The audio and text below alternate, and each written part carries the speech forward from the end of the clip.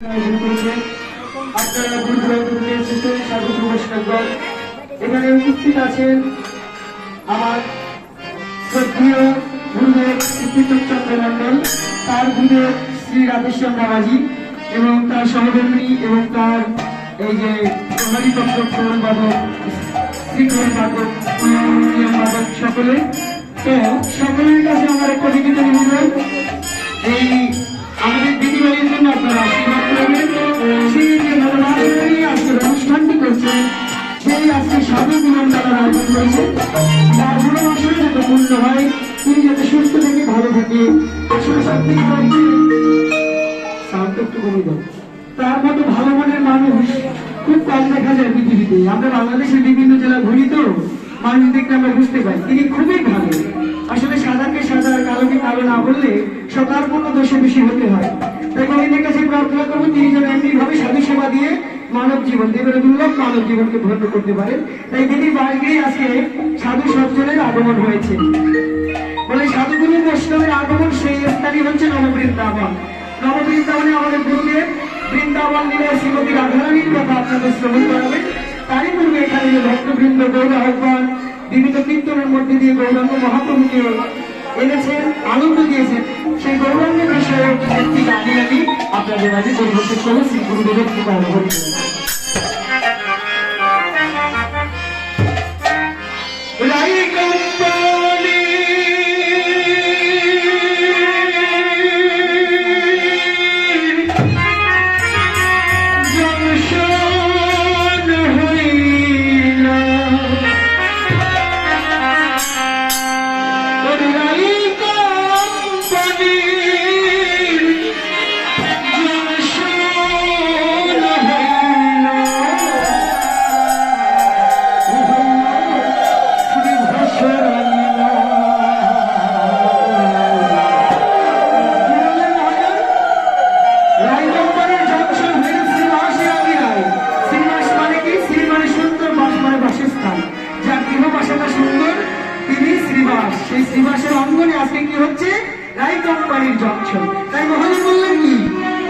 চৈতন্যের গাড়ি সোনার গাড়ি নিয়ে এসেছেন আমাদের গুরুদেব।